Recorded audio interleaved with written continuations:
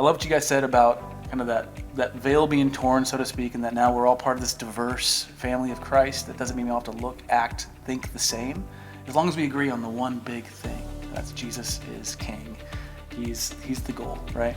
I remember times in our lives where I felt completely isolated, and I wanted so badly to have older couples speaking into us. I wanted to have friends that I could confide in. I wanted to have younger couples that I could maybe help along in their journey. And I felt like no matter what I tried, I couldn't get there. So what I'd love to hear from you guys is, what are some practical steps that couple can take if that's where they are today and they're wanting this, but they're saying, how do I start? Because of what Jesus has done, you have an advocate on your behalf. You have someone that is rooting for you, someone that's praying for you, someone that has already done the work for you.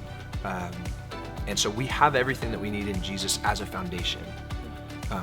That doesn't mean that we don't need other friendships. And so the person struggling to find community, I feel that with them. I would just say we do ultimately have everything that we need in Jesus. And so as you pray, I think that God really kind of makes it pretty obvious with like who that friend could be or what that community could look like.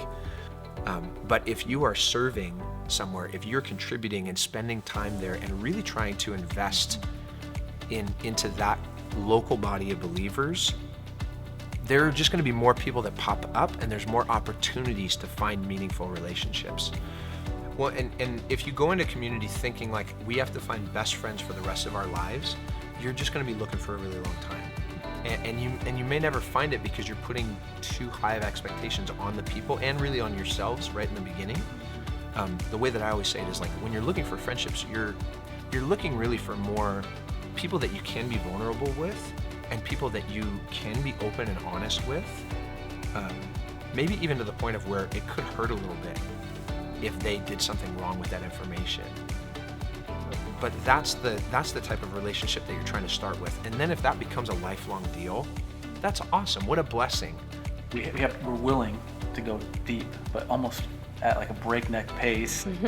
Be vulnerable, go deep with these folks, but also hold the relationship with a very open hand. And that, it's not going to shatter my soul if these friends move out of state. Right. Find a community that's going to be an encouragement to you, because you need the community as a believer.